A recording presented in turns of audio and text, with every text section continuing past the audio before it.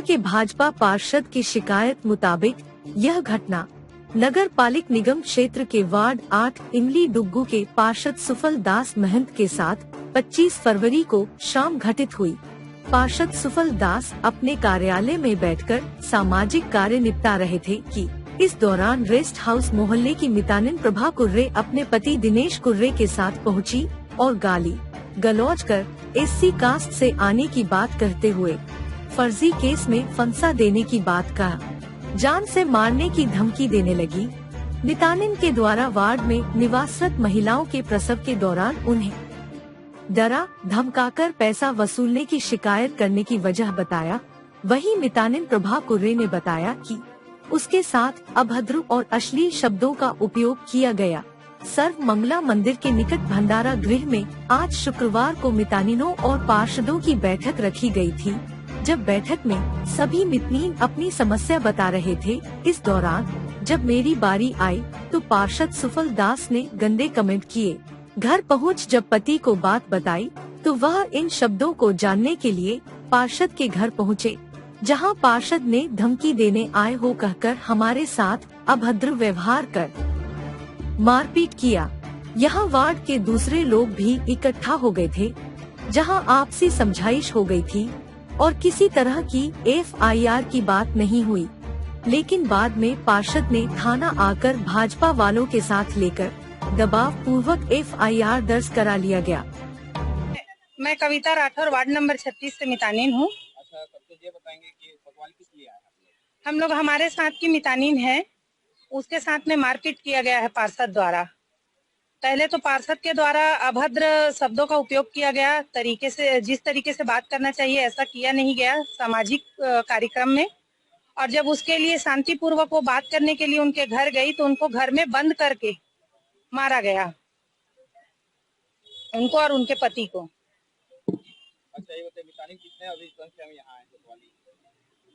अभी लगभग 100 से 150 की संख्या में आए हैं। अच्छा, टीआई साहब के पास गए थे तो टीआई साहब ने क्या जवाब दिया? टीआई साहब ने कहा कि उनका भी एफआईआर दर्ज हो गया है और आपका भी एफआईआर दर्ज हो गया है, अब जो भी होगा वो कोर्ट से होगा, हमारे हाथ में ऐसा कुछ नहीं है। जो आपने बताया वो हमने लिख लिया, जो उन्होंने बताया वो हमने लिख लिया। बैठक में कुछ मितानिन के ऊपर कमेंट किया गया, बहस सुनने में आया। हाँ, वो दीदी का इन लोगों का अपना एक समस्या था कि एनएम द्वारा दावा पत्र में साइन नहीं किया जाता है। हम लोगों के मितानिनों का कोई मानदेय नहीं है, जो भी मिलता है वो प्रोत्साहन राशि मिलता है, लेकिन वो भी एनएम के हस्ताक्षर करने पर मिलता है, जिसके लिए एनएम द्वारा लगभग 3 सालों से मितानिनों को प्रताड़ित किया जा रहा था। समय पर साइन नहीं करती थी दावा पत्र में। इसके लिए मितानिन दीदी लोग बहुत सारा प्रयास किए, कलेक्टर ऑफिस में आवेदन दिए, सीएमएचओ ऑफिस में आवेदन दिए, तब जाकर उस जो एनएम है उनका ट्रांसफर हुआ था। ट्रांसफर भी नहीं, उसको लाइन अटैच बोलेंगे, कि जो सीतामढ़ी से हटाकर उनको धनराज कुंवर में लाइन अटैच किया गया था, जिसको पार्षदों द्वारा 2-3 पार्षद हैं जिनके द्वारा इसको रोक लगाया गया था आवेदन से।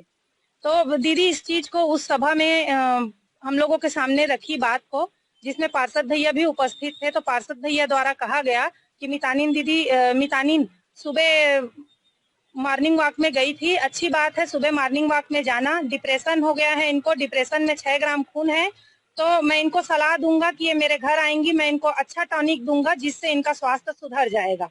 तो हम लोग का ये जानना है कि पार्षदों के पास ऐसा कौन सा टॉनिक आता है। और मैं ये जानना चाहूंगी कि जो पार्षद टॉनिक देने की बात कर रहे हैं, क्या उनके पास मेडिकल से संबंधित कोई डिग्री है जिसके दम पर वो टॉनिक देने की बात कर रहे थे?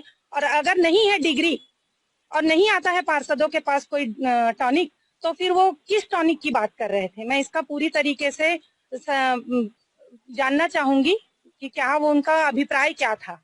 पार्षद के द्वारा तो जब दीदी जाके उनके घर में शांतिपूर्वक बात करना चाहिए तो मारपीट किया गया, और ऊपर से ये धारा यहाँ आके कंप्लेन किया गया कि वो हितग्राहियों से पैसा मांगती है करके, जबकि ये सरासर झूठ है, ऐसा कोई नहीं है। वो पूरा झूठा धारा लगाए हैं, पूरी झूठी रिपोर्ट लिखाए हैं यहाँ पर।